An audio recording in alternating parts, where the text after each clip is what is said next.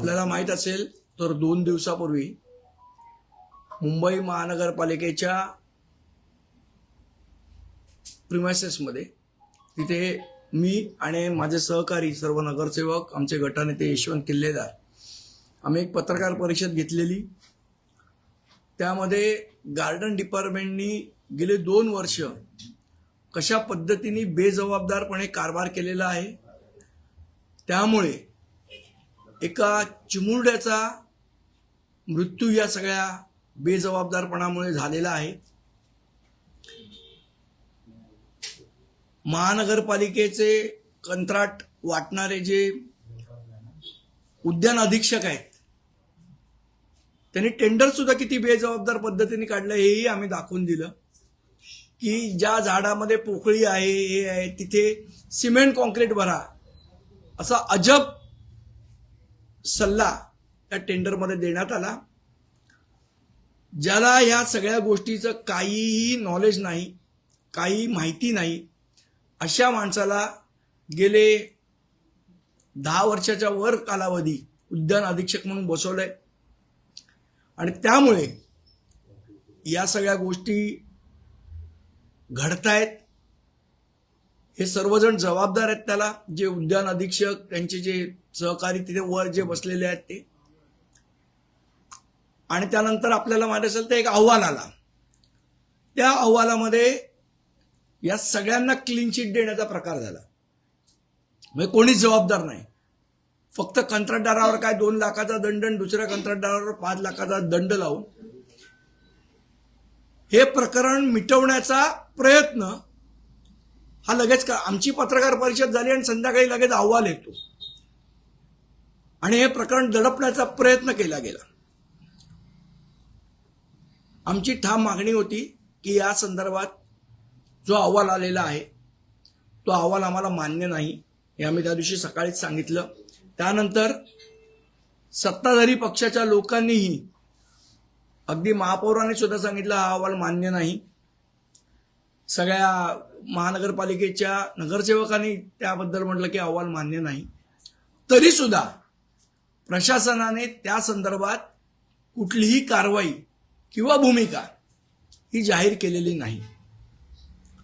त्यामुळे या सगळ्या गैरप्रकाराबद्दल, या सगळ्या असंवेदनशील वागण्याबद्दल महानगरपालिका प्रशासनाच्या विरोधात महाराष्ट्र नवनिर्माण सेना टोकाचं आणि तीव्र आंदोलन करेल. पुढच्या आठवड्यापर्यंत आम्ही त्यांना वेळ देतोय.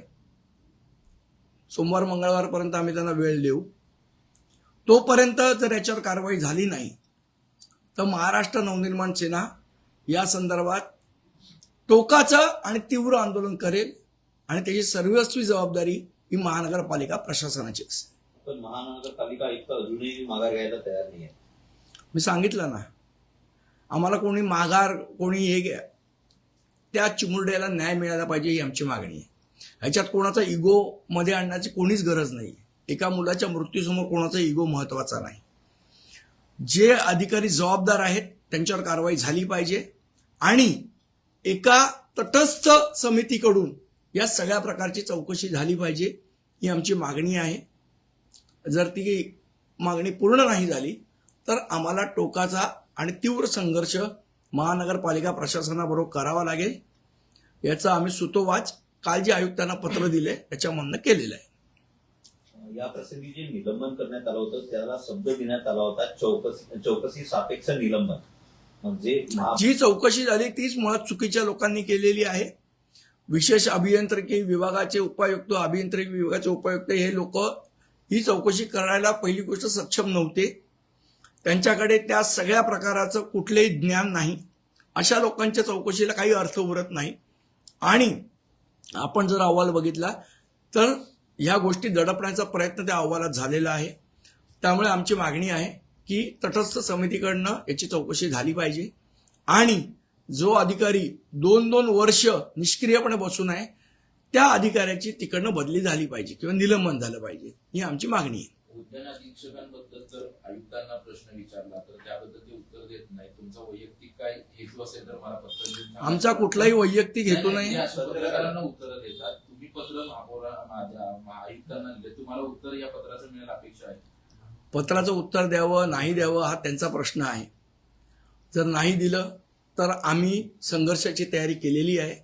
उद्या आमच्या विभागाध्यक्षांची बैठक आम्ही बोलवणार आहोत, मुंबईतल्या सर्व विभागाध्यक्षांची, आणि अख्खी मुंबई म्हणून ताकदीने महानगरपालिकेच्या विरोधात आंदोलन करेल. ते आंदोलन कशा पद्धतीचं असेल, कसं असेल याची दिशा ठरवण्यासाठी उद्या विभागाध्यक्षांची आम्ही बैठक बोलवू आणि त्यामध्ये पुढची आमची रणनीती ठरवू आंदोलनासंदर्भातली. राज्य सरकार उद्यान समितीला देखील याबाबत माहिती असणं अपेक्षित होतं. मात्र उद्यान समितीचे अध्यक्ष आहेत त्यामध्ये की माझ्यापर्यंत अहवाल आलाच नाही आणि मला माहिती देखील नाही. मला असं वाटतं जर नगरसेवकांचाच वचक नसेल तर ते दुर्दैव आहे. त्यांना का अहवाल आला नाही याचा जाब त्यांनी विचारला पाहिजे. या प्रकरणात राज्य सरकारचं काही गरज असते का आयुक्तांना असं वाटतंय? नाही, मला कल्पना नाही, माझा असा कुठला आरोप नाही. पण आयुक्त हे प्रशासनाचे प्रमुख आहेत, त्यामुळे त्यांनी त्यांची जबाबदारी पार पाडली पाहिजे. याच्या शासनाने सांगू किंवा न सांगू त्यांना. महापौरांनी फक्त म्हटले की मला अहवाल मान्य नाही, त्याच्यानंतर पुढे कोणतीच पावलं एक्झॅक्टली आमचं म्हणणं आहे की जेव्हा महापौर सांगतायत सगळे नगरसेवक त्यात हा अहवाल मान्य नाही, विरोधी पक्ष नेते पण सगळेच नगरसेवक ना, 227 नगरसेवक आणि अख्खी मुंबई सांगते की हा अहवाल मान्य नाही. असं असून सुद्धा त्याच्यावर काय पुढची भूमिका आहे प्रशासनाची ही कुठेही त्यांनी स्पष्ट केली नाही. फक्त गप्प बसून राहायचं आणि इग्नोर करायचं, ही असंवेदनशीलता चालणार नाही. अजूनही असं वाटतंय का एवढी मोठी घटना झाल्यानंतर ज्या पद्धतीने म्हणत होती की ऑडिट करणं, झाडांच्या पानं कापल्या गेल्या पाहिजे वेळेवर, पाऊस थोडासा हो, याच्यासाठी तुम्हाला करताना दिसत नाहीये. याच्यासाठी तुम्हाला त्याची ठोस पावलं उचलता नाही आपल्याला दिसत नाही की काय करणार आहेत. हे करणार म्हणजे काय करणार याचंही उत्तर नाही. त्यामुळे मला असं वाटतं की जर प्रशासनाला पत्रांद्वारे, विनंत्यांद्वारे, सभागृहामध्ये चर्चा करून पण जाग येत नसेल तर ह्याच्या विरोधात आम्हाला संघर्ष छेडावा लागेल आणि तो आम्ही करू. धन्यवाद. एक वेगळा बाईट झाला. रेल्वेमध्ये ना काल 3 वेगवेगळ्या घटना घडल्या. ठाकुर्लीमध्ये ना दोघांना एकमेकांनी भोसकलेलं आहे आणि त्याचबरोबर कड्यांनी मारहाण झाली आहे. 2 गटामध्ये फ्रीस्टाईल मारामारीचा व्हिडिओ समोर आलाय. स्टेशनवर कोयता घेऊन धावणारा एक माणूस होता, त्यांनी दहशत पसरवली असा व्हिडिओ समोर आलाय. तर हे सगळं सेंट्रल रेल्वेवर काल 3-4 घटना एकाच दिवशी घडलेल्या तर पाहिजे. मला असं वाटतं रेल्वे सुरक्षा बल काय करतं. जर हे असे प्रकार घडत असतील तर लोकांची सुरक्षा हा प्रश्न ऐरणीवर येऊ शकतो. आपले खासदार जे आहेत महाराष्ट्राचे, त्यांनी हा प्रश्न मला असं वाटतं, आता अधिवेशन चालू होतंय, मुंबई रेल्वेला सर्वात जास्ती रेव्हेन्यू मिळवून देते, त्या मुंबईकरांची जर सुरक्षा होत नसेल तर हा प्रश्न खासदारांनी संसदेत उचलला पाहिजे. Like, share, and subscribe. Tez Tech News. Stay tuned for the latest updates.